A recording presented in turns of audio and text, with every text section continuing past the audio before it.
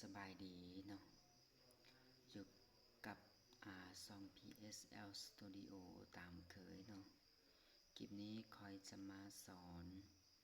สิ่งที่ควรรู้เนาะคนที่ใช้WhatsApp เนาะ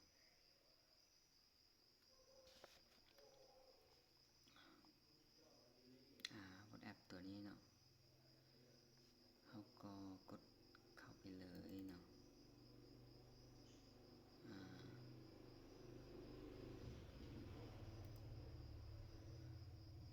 นี่เนาะ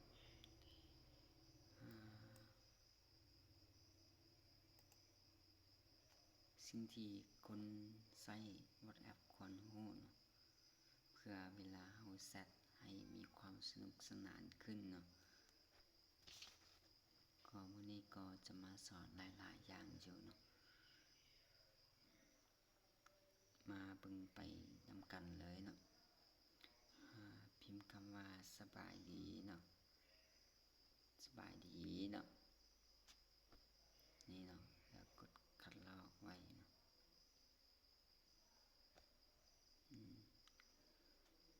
ถ้าเฮาอยากให้ตัวหนังสือที่เฮาเขียนลงไปคำว่าสบายดีเป็นตัวหนังสือเข้มเนาะแล้วก็กดไม่ดาบเป็นดอกจันเนาะแล้วก็พิมพ์คำว่าสบายดีลงไปแล้วกดดอกจันอีกเทื่อนึงเนาะกดซูมไปจะเห็นความแตกต่างกันเนาะถ้าเฮาอยากให้ตัวหนังสือที่เฮาเขียนเป็นตัวหนังสือที่ขีดค่าเนาะให้พิมพ์สัญลักษณ์ตัวนี้เนาะแล้วตามด้วยตัวหนังสือสบายดีแล้วก็พิมพ์อีกเทื่อนึงนี่เนาะถ้าเฮาอยากให้ตัวหนังสือที่เฮาพิมพ์ลงไปเป็นตัวหนังสือนอนเนาะสมมุติให้เป็นตัวนอนเนาะก็ตัวนี้เนาะแล้วก็กดวางไปมากดอีกตัวนึงนี่เป็นตัวนอนแล้วบอก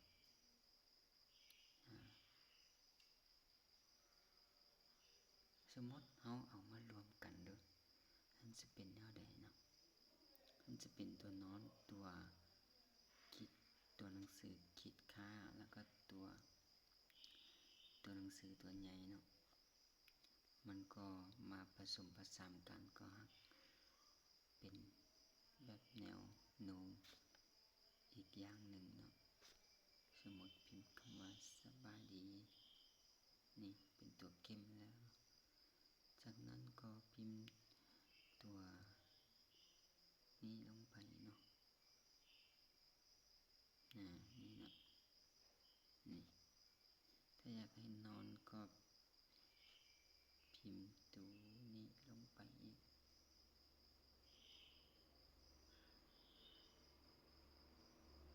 นี่เดี๋ยวเนาะเวลาเฮาอยากเขียนหนังสือเวลาเฮาทักหรือแชทกับหมู่เพื่อนเนาะแบบแชทแบบเก่าๆก็เป็นตาเบื่อเฮาอยากเปลี่ยนมาแชทแบบวิธีใหม่ๆเนาะก็สามารถพากันเฮ็ดได้เนาะหมดไปสเต็ปที่1เนาะสเต็ปที่2เฮาจะมาสอนเกี่ยวกับการเอาเป็นว่าการค้นหาเนาะที่เฮาสุ่มข้อความกันเนาะแบบเฮาอยากได้รูปนี้รูปนั้นแต่เฮาบ่มีเนาะเฮาแบบอยากได้กระทันหันอยากเอามาส่งให้หมู่แบบนั้นเนาะความหมายก็ประมาณนั้นเนาะให้เข้ามาที่ขีด3จ้ำนี่เนาะแล้วเลื่อนลงมาคำว่าค้นหาเนี่ยนี่เนาะค้นหาในเว็บนี่เนาะกดเข้ามาเนาะจากนั้นก็ให้กดค้นหาเลยเนาะสมมุติเราจะค้นหา ษาลาวมันบ่ค่อยจะได้เนาะภาษาลาวต้องค้นหาเป็นภาษาไทยเนาะหรือว่าเป็นภาษาอังกฤษก็แห่งดีเนาะภาษาลาวก็พอจะค้นหาได้อยู่เนาะแต่ว่ามันบ่ค่อยกงเนาะบางอันก็บ่ค่อยกงกันสมมุติค่อยจะลองค้นหาภาษาลาวให้เบิ่งคนคำว่าเงินนี่เนาะแล้วกดค้นหาเนาะนี่เห็นรูปเงินบ่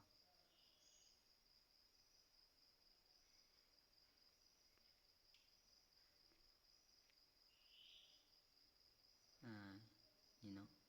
ประมาณนี้เนาะบ่ค่อยกงเนาะสมมุติเฮาพิมพ์ภาษาไทยเนาะเงินเนาะนี่เงินนี่มันก็ออกมาเนาะสมมุติเฮาอยากได้รูปนี้เนาะก็กดไปเลยนี่เงินใบ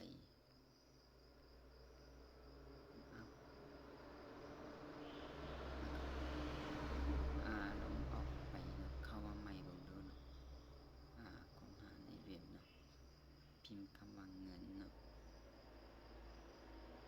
กดนี่นี่เนาะมันไป50,000 กีบนะแล้วก็กดสุ่มนี่เนาะสุ่มได้แล้วเนาะสมมุติเราอยากค้นหาคำแนวอื่นสมมุติเราอยากค้นหาคำว่าเวลาเราแซวเล่นกับหมู่เพื่อนมักสมมุติค้นหาคำว่าผีเนาะพอสระอีเนาะผีนี่โหยนี่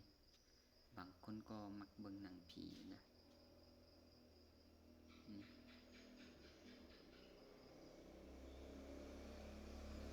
นี่โอ้นี่สูงโอ้เป็นตาย้านนะบัดนี้เฮาไปค้นหาสมมุติค้นหาคำว่าอีโมจิเนาะอีโมจิเนาะเป็นภาษาอังกฤษเนาะ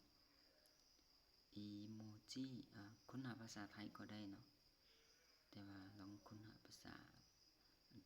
กฤษเนาะมันจะกงหลายเนาะเวลาค้นหาหรือเสิร์ชหาอีหยังเนาะอีโมจิเนาะนี่อีโมจิเนาะกดค้นหานี่มันก็จะได้ประมาณนี้เนาะเราสามารถสอบเลือนหาอีโมจิที่น่ารักที่เราต้องการนะนี่โอเคนี่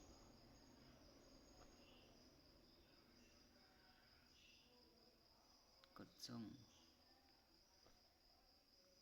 ส่งโควิดใส่ปากนะ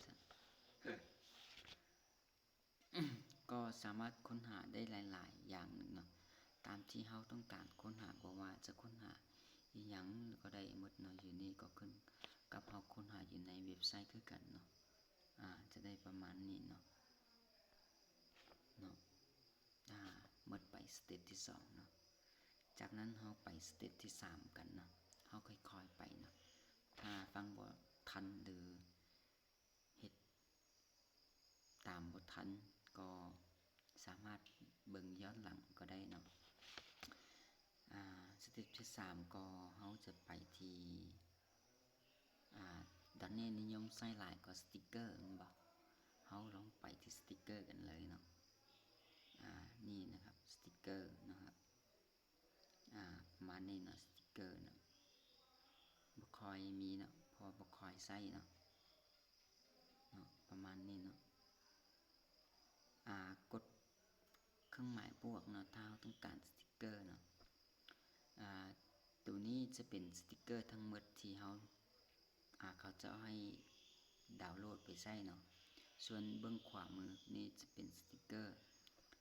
ที่เรามีอยู่ในแอปของเราเนาะเราต้องการไปโหลดสติกเกอร์เนาะไปใช้เนาะมาซอกสติกเกอร์ กันเลยเนาะสมมติต้องการตัวนี้เนาะกดดาวน์โหลดเนาะนี่ดาวน์โหลดแล้วก็กดกลับไปเนาะนี่มาที่สติกเกอร์ที่นี่เป็นตัวสติกเกอร์ที่เฮาหากาดาวน์โหลดมาใหม่เนาะก็หน้าต่างก็จะได้ประมาณนี้เนาะสมมุติเฮาต้องการสติกเกอร์มันมีหลายๆตัวเนาะแต่ว่าเฮาอยากได้ตัวใดตัวหนึ่งเวลาเฮาที่เฮาสอบหามันสอบหายากสิเนาะสมมุติเฮาอยากได้ตัวนี้เนาะตัวนี้เนาะก็กดค้างไว้แล้วก็เพิ่มไปได้บ่เพิ่มมันไปใส่แล้วนี่เนาะมันจะมาอยู่ที่ติดดาวเนาะเวลาซอกหาเฮาบ่จำเป็นไปซอกหาสติกเกอร์เป็นกลุ่มกองหลายๆอันแบบนี้นะมันสมมุติเฮามีหลายมันจะซักซ่าเสียเวลาเนาะสมมุติเฮาต้องการนี่ตัวนี้เนาะกดเพิ่มไปนี่มันจะมาอยู่นี่เนาะประมาณนี้เนาะหมดไปเนาะสเต็ปที่3แล้วเนาะมาต่อสเต็ปสุดท้ายกันเนาะ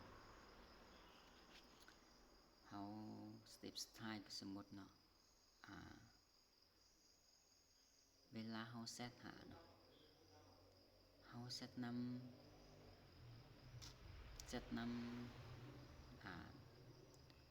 เวียกธุระจำเป็นที่เฮาเป็นส่วนตัวของเฮาเนาะลมเวียกประสานงานเนาะแบบเฮาบ่อยากให้คนอื่นรู้เนาะแต่เฮาอยากรู้เก็บไว้รู้บ่ให้คนอื่นเข้าเบิ่งเนาะเฮาก็สามารถใส่พาสเวิร์ดเนาะได้เนาะในตัวที่เฮาเซตเนาะสมมุติเฮาจะใส่พาสเวิร์ดตัวนี้เนาะ my father นี่เนาะเพราะว่าเป็นWhatsApp เก่าของ my father เนาะ WhatsApp เก่าของพ่อเนาะตัวหมายของก็ประมาณนี้เนาะเป็นตัวนี้เนาะส่วนตัวอยู่ทางนี้ก็จะเป็น WhatsApp เก่าเนาะบ่ได้ใส่แล้วเนาะสมมุติเฮาจะใส่พาสเวิร์ดตัวนี้เนาะเฮาก็ไปที่3จ้ำอยู่เบื้องขวามือคือเก่าเนาะตัวที่เฮาเข้าไปเมื่อกี้นี้เองเนาะแล้วก็มันจะเขียนว่าlock conversation แปลว่าล็อกการสนทนาเนาะให้เข้าไปที่นี่ lock conversation เนาะในที่นี้เขาจะให้เฮาเลือกคำว่าให้เฮาต้องการเลือกตัวเลขเนาะกดตัวเลขใส่เนาะหรือว่าให้เฮาวาดเอาเนาะก็ได้เนาะตัว use pattern เนาะกับบินเนาะตัว pattern เนี่ยก็ให้วาดเอาเนาะเฮามักใส่ตัววาดเนาะเฮาก็มาใส่ตัวนี้กันเนาะแล้วก็กดวาดตามใจที่เฮาต้องการเนาะนี่เนาะนี่เวลาออกไปเนาะจากนั้นเฮาจะเข้ามาที่my father เนาะนี่มันให้ใส่password เนาะนี่ประมาณนี้เนาะบ่ได้ยุ่งยากเลยเนาะสมมุติเฮาบ่อยากใส่พาสเวิร์ดตัวนี้แล้วอยากลบออกเนาะก็สามารถไปที่3จ้ำคือเก่าแล้วก็ตัวอยู่กล้องสุดแล้วเนาะ unlock conversation เนาะแปลว่าปลดล็อกนี่เนาะการสนทนาเนาะก็ใส่พาสเวิร์ดตัวเก่าที่เราใส่ไปนี่เนาะเจ้าเพียงแต่ง่ายๆเนาะบ่มีหยังยุ่งยากสับสนเนาะคลิปนี้ก็จบเพียงเท่านี้เนาะก็อย่าลืมกดไลค์กดติดตามกันได้เด้อจะได้บ่ได้พลาดคลิปใหม่ๆจากช่อง PSL Studio เนาะเมื่อมีคลิปดีๆใหม่ๆสาระดีๆก็จะมาฝากกันใหม่อีกเทื่อนึงเนาะสุดท้ายนี้ก็จบเพียงเท่านี้เนาะขอบใจที่รับชม